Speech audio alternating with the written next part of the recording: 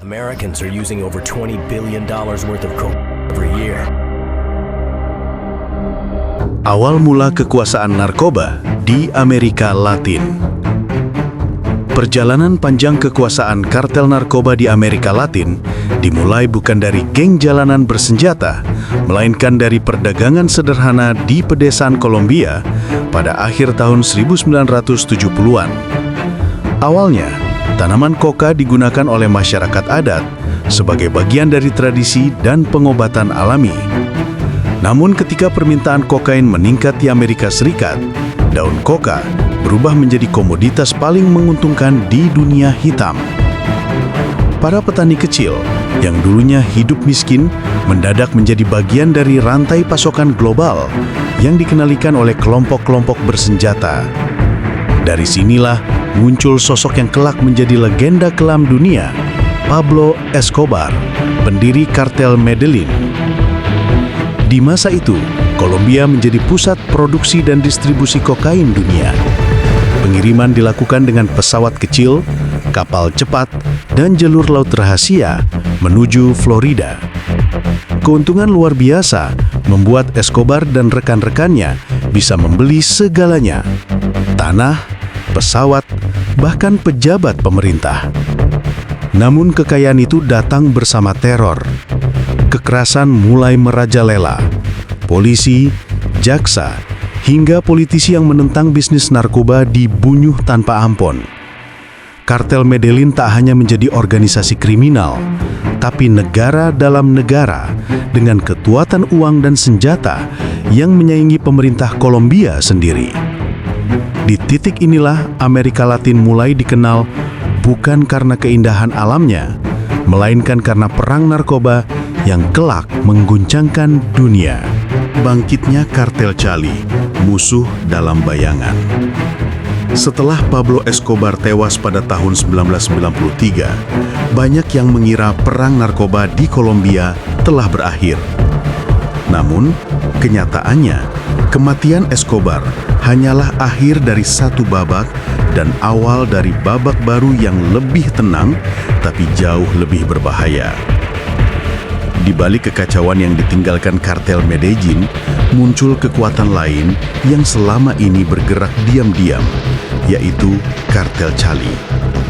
Berbeda dengan Escobar yang gemar tampil di depan publik dan menggunakan kekerasan terang-terangan, para pemimpin kartel Cali justru mengandalkan strategi yang lebih halus. Mereka menyusup ke dunia bisnis, politik, bahkan lembaga penegak hukum. Kartel Cali dipimpin oleh dua bersaudara, yaitu Gilberto dan Miguel Rodríguez Orejuela bersama José Santa Cruz Londoño dan Helmer Pacho Herrera. Mereka mengubah wajah perdagangan narkoba menjadi bisnis profesional dengan sistem manajemen rapi dan jaringan logistik canggih. Tujuan mereka sederhana, menguasai pasar global tanpa menarik perhatian seperti Escobar. Pendekatan ini terbukti berhasil. Pada pertengahan 1990-an, kartel Cali menguasai hampir 80% pasar kokain dunia. Mereka memiliki perusahaan fiktif, jaringan ekspor legal, dan pengaruh politik yang meluas hingga ke dalam pemerintahan Kolombia. Bahkan, sebagian warga Kolombia kala itu lebih percaya pada keamanan yang dijaga kartel Cali dibanding aparat negara. Namun di balik keheningan itu, kecurigaan mulai tumbuh. Badan Anti Narkoba Amerika Serikat menemukan bukti kuat bahwa kartel ini telah menembus berbagai sektor penting negara. Ketika operasi besar-besaran digelar, terungkap betapa dalam dan luasnya jaringan mereka, dari politisi, polisi, hingga pengusaha ternama. Meski tanpa ledakan dan pembunuhan brutal seperti era Escobar, kartel Cali membuktikan bahwa kekuasaan bisa dibangun bukan hanya dengan senjata, tapi dengan uang dan pengaruh. Dan begitu mereka jatuh, kekosongan itu akan kembali melahirkan generasi baru kartel yang lebih berani dan lebih kejam. Kartel Meksiko, pewaris kekuasaan dari Kolombia. Setelah kejatuhan kartel Cali pada akhir tahun 1990-an, kekuatan narkoba dunia mulai bergeser dari Kolombia ke Meksiko. Perubahan ini tidak terjadi secara tiba-tiba. Ia merupakan hasil dari kebijakan keras pemerintah Kolombia dan tekanan Amerika Serikat yang memutus jalur distribusi langsung dari Kolombia ke Amerika. Namun, setiap kali satu pintu ditutup, pintu lain terbuka. Dan pintu itu adalah Meksiko. Awalnya, kelompok-kelompok penyelundup di perbatasan Meksiko hanya berperan sebagai perantara, mengirimkan kokain Kolombia ke pasar Amerika Utara. Tapi seiring waktu, mereka menyadari bahwa perantara bisa menjadi penguasa baru jika menguasai jalur distribusi. Dari sinilah lahir generasi baru organisasi kriminal yang lebih besar, lebih terstruktur, dan jauh lebih brutal.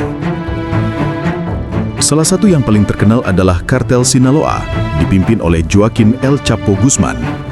Berbeda dari kartel Kolombia, kartel Sinaloa tidak bergantung pada satu produk saja. Mereka mengembangkan jaringan perdagangan multinarkotika, dari kokain, heroin, metamfetamin, hingga fentanil. Mereka tidak hanya menjual narkoba, tapi menguasai seluruh rantai pasokan, mulai dari produksi, distribusi, hingga pencucian uang internasional. Meksiko pun berubah menjadi medan perang baru. Kartel saling bertarung memperebutkan rute penyelundupan di sepanjang perbatasan dengan Amerika Serikat. Kekerasan meningkat drastis dan pembunuhan massal menjadi hal biasa. Pemerintah Meksiko mencoba melawan, tapi korupsi dan ketakutan membuat perang ini tampak mustahil dimenangkan. Namun yang paling mengkhawatirkan, kartel Meksiko bukan hanya organisasi kriminal. Mereka telah menjadi pemerintahan bayangan di beberapa wilayah. Mereka memiliki pasukan bersenjata sendiri, sistem hukum internal, dan pengaruh kuat atas masyarakat setempat. Bagi banyak warga, kartel bukan hanya musuh, tapi juga satu-satunya sumber keamanan dan pekerjaan. Pergantian kekuasaan dari Kolombia ke Meksiko menandai lahirnya era baru dalam dunia kartel. Sebuah masa di mana kekerasan, uang, dan politik menyatu menjadi satu sistem yang sulit dihancurkan. Kartel Meksiko, pewaris kekuasaan dari Kolombia.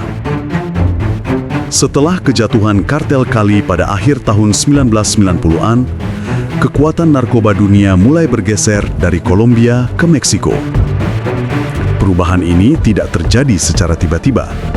Ia merupakan hasil dari kebijakan keras pemerintah Kolombia dan tekanan Amerika Serikat yang memutus jalur distribusi langsung dari Kolombia ke Amerika. Namun, setiap kali satu pintu ditutup, pintu lain terbuka.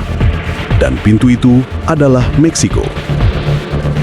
Awalnya, kelompok-kelompok penyelundup di perbatasan Meksiko hanya berperan sebagai perantara, mengirimkan kokain Kolombia ke pasar Amerika Utara.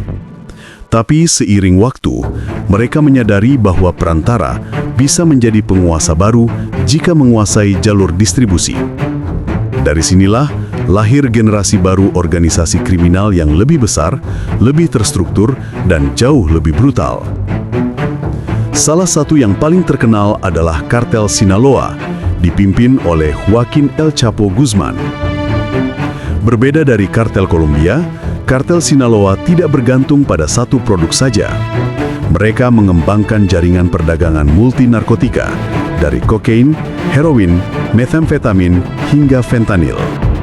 Mereka tidak hanya menjual narkoba, tapi menguasai seluruh rantai pasokan, mulai dari produksi, distribusi, hingga pencucian uang internasional.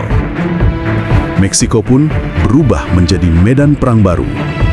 Kartel saling bertarung memperebutkan rute penyelundupan di sepanjang perbatasan dengan Amerika Serikat. Kekerasan meningkat drastis dan pembunuhan massal menjadi hal biasa. Pemerintah Meksiko mencoba melawan, tapi korupsi dan ketakutan membuat perang ini tampak mustahil dimenangkan. Namun yang paling mengkhawatirkan, kartel Meksiko bukan hanya organisasi kriminal, mereka telah menjadi pemerintahan bayangan di beberapa wilayah.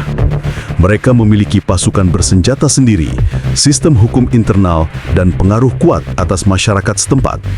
Bagi banyak warga, kartel bukan hanya musuh, tapi juga satu-satunya sumber keamanan dan pekerjaan. Pergantian kekuasaan dari Kolombia ke Meksiko menandai lahirnya era baru dalam dunia kartel. Sebuah masa di mana kekerasan, uang, dan politik menyatu menjadi satu sistem yang sulit dihancurkan.